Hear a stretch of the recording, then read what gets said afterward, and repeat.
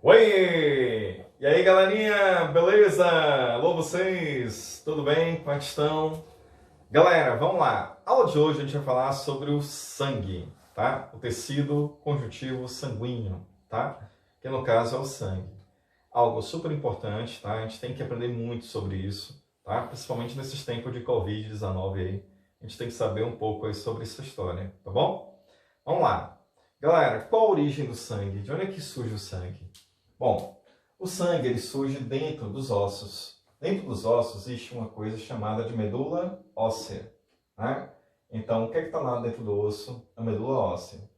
A medula óssea ela é formada por um tecido que a gente chama de tecido hematopoético ou hematocitopoético, que é essa criatura aqui, ó, hematopoético. Então, lá tem células-tronco. Lembra que é célula-tronco?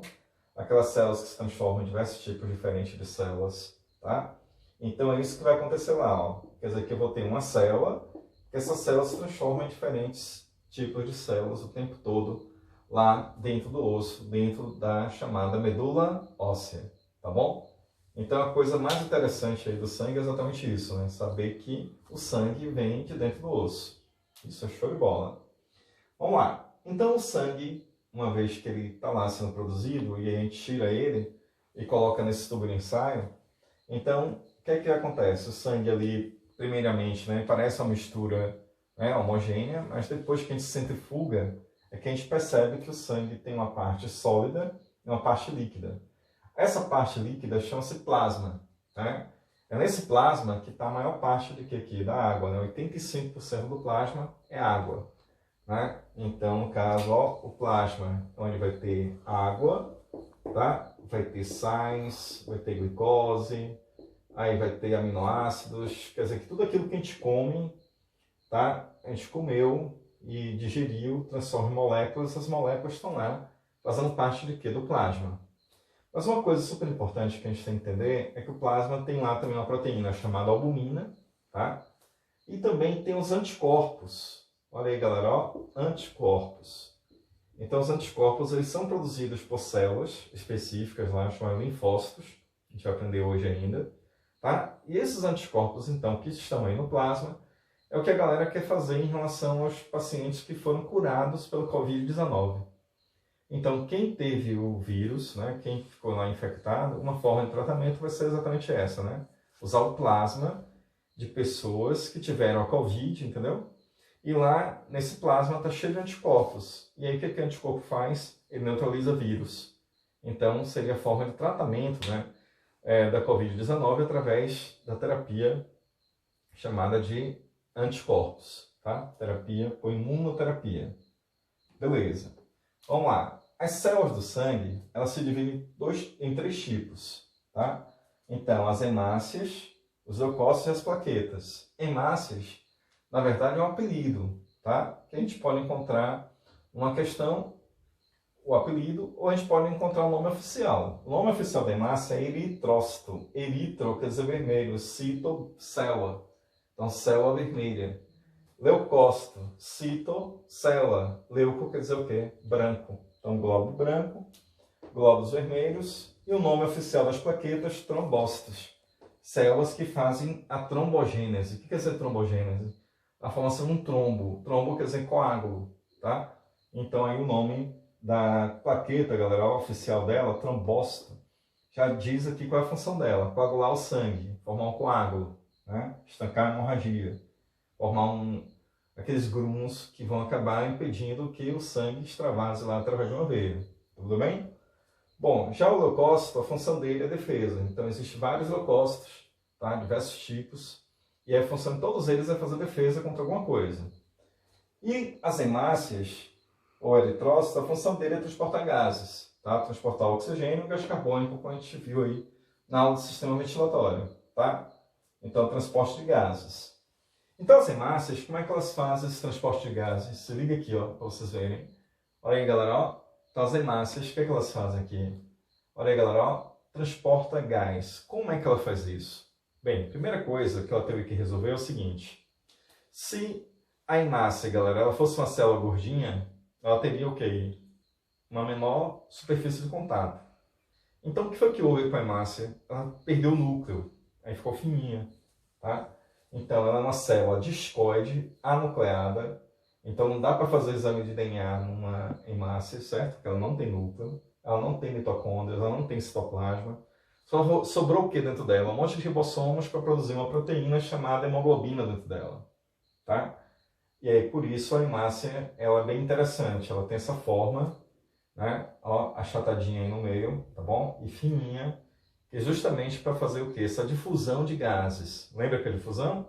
O gás vai passar de onde tem mais para onde tem o quê? Menos. Bom, então, dentro dela tem uma proteína chamada hemoglobina. E essa hemoglobina tem o grupo M. O grupo M, galera, é o ferro. É onde tem o ferro. E esse ferro é que tem a função de se ligar aos gases, tá? E principalmente a quem? Oxigênio. Alta afinidade com oxigênio, esse grupo M. E aí quer dizer que o ferro se liga ao oxigênio, lembra? Forma o sangue arterial. Oxida o ferro, ferro enferrujado, né? Fica vermelho, sangue arterial. Sangue sem oxigênio, isso aqui não está ligado ao oxigênio, aí o ferro fica naquela cor escura, e aí dá a cor escura ao sangue venoso. Lembra dessa história? Aula de ventilação, a gente aprendeu isso. Bom, então, qual é o nosso objetivo hoje? A gente entender como é que ocorre esse transporte de gases, tá? Lá no pulmão, as células vão absorver o que aqui? O oxigênio. A hemoglobina se liga ao oxigênio, forma a oxihemoglobina. Essa oxihemoglobina vai chegar até as células e dizer: ô célulazinha, ô minha filha, toma aí meu filho, ó, oxigênio. O que é que elas fazem então? Produzem energia, e aí vai liberar o que? Gás carbônico. Aí esse gás carbônico é absorvido pela hemácia que está vazia, tá vendo? E aí ela vai, chega lá, ó, tchum, pega o gás carbônico, chega lá no pulmão e libera o gás carbônico, ó. Só que lembra, uma parte do gás carbônico vai ser transportada dentro da hemácia e uma parte vai ser transportada no plasma através de bicarbonato, né? Esse HCO3 é o bicarbonato. Quando chega lá no pulmão, aí você libera o que, na verdade? Gás carbônico e água, né? A gente está aqui, ó, liberando gás carbônico e água. Beleza? Galera, uma coisa super importante, né? O monóxido de carbono. Lembra daquele acidente da Boate Kiss? Então, naquele acidente da Boate Kiss, do incêndio que teve lá, quantas pessoas morreram queimadas? Queimada mesmo, quase ninguém. Quase todos que morreram foram asfixiados. Porque com a queima incompleta, né, que a combustão incompleta, ela libera um gás chamado de monóxido de carbono, que é o CO. O CO, que é o monóxido de carbono, ele tem uma alta afinidade com a hemoglobina, tá? Alta afinidade. E aí quer dizer que essa alta afinidade faz uma ligação estável, quer dizer que não desgruda mais, entendeu, galera? Cola maluca aqui, ó, não desgruda, tá? E aí quer dizer que essa carboxihemoglobina, que é o composto formado pelo monóxido de carbono mais hemoglobina, não vai desgrudar mais. Então lascou. Aquela hemácia, entendeu? Que está transportando o CO, já era. Não serve para mais nada. Então, qual a função dela? Não levar oxigênio para a célula? Então, se todas as hemácias estiverem assim, o que vai acontecer? As células vão morrer por falta de oxigênio. Então, o que é o monóxido de carbono? Um gás asfixiante, entendeu? Porque ele está provocando o que nos tecidos? A falta de oxigênio. E aí as células não vão ter oxigênio, e sem oxigênio elas morrem, tá? E aí, pensando assim, qual é a célula mais metabolicamente ativa? Cérebro, né? Então vai ser o primeiro a dar problemas. Então, por isso, a intoxicação de monóxido de carbono, ela tem uma série de sintomas. Quem vai? Tontura, dor de cabeça, desmaio, aí coma leve, coma profundo e morte. Tudo bem? Devido a esse gás que é miseravão aí. Então, monóxido de carbono, se liga aí, ó. Carboxihemoglobina, composto estável. Então, toda vez que isso cair no vestibular, você já se liga.